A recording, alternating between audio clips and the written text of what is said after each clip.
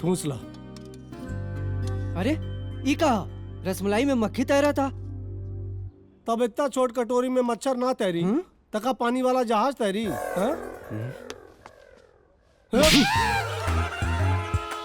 जेके देखा हुआ थपड़िया दे। रसमलाई की जगह पे मक्खी खिया।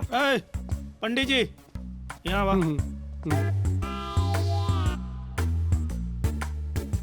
तू जन्मे से भूतिया पैदा भइल हवा कि एकरा खातिर कुछ प्रैक्टिस कैले हवा? जन्म से है पैदाइशी। एक्सक्यूज मी,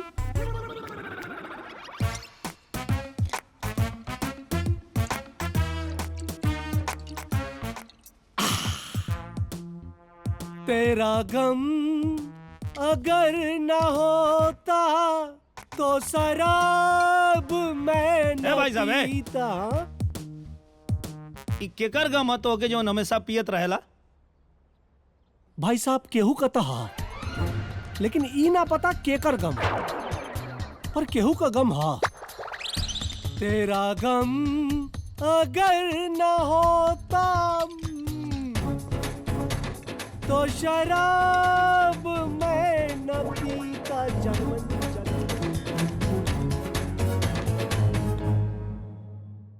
हाय रखा हुआ गुलाब जामुन का रख लें। ए सुना लो, है ना सुना, मिठाई बना ली है नु तो सारा मिठाई के बाजार में बंटवा दिया लो। काहे? वो काहे? काहे मतलब?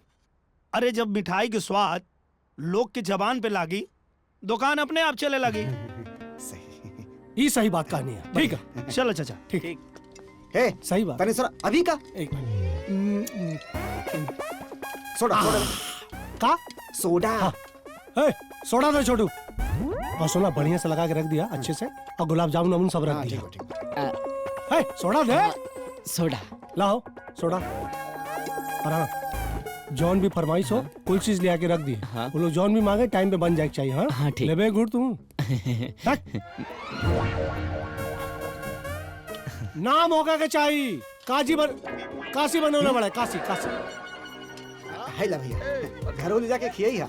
है फिर मैं बता। अरे तू यहाँ? अरे लाइन से आवा, चला पकड़ा। सबके मिली। हैं? अब जा यहाँ से। बढ़िया मिठाई बने बा, काशी बनोले बड़ा काशी। हाँ चलो चलो चलो। खाई बा एक-एक करके। चट वालों का नाम आवा, ला, जल्दी आओ, ले जा ले जा। आओ। खा के मस्त हो जा लोग। अरे ला बाबू। आराम से जो, आराम से। ला बेटी चलो।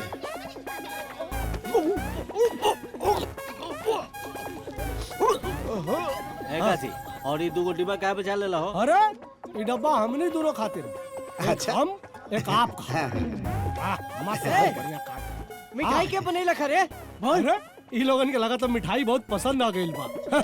हमरे अलावा और के बनाई मिठाई? हम बनौनी। अच्छा तब मिठाई में जमल खोटा मिलौने रे।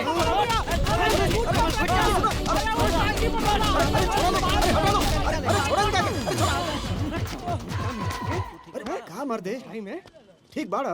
हाँ? बचपन से लात खाए का आदत। टेंशन मत ले लो। हाँ? अभी कहा? बाप रे। तू हो ना सुधर वाले की। हम अलिगारे तारी दर्द कम हो जाई। तेरा गम अगर ना हो, मिठाई चल जाओ। खाओ पंडित, ना होता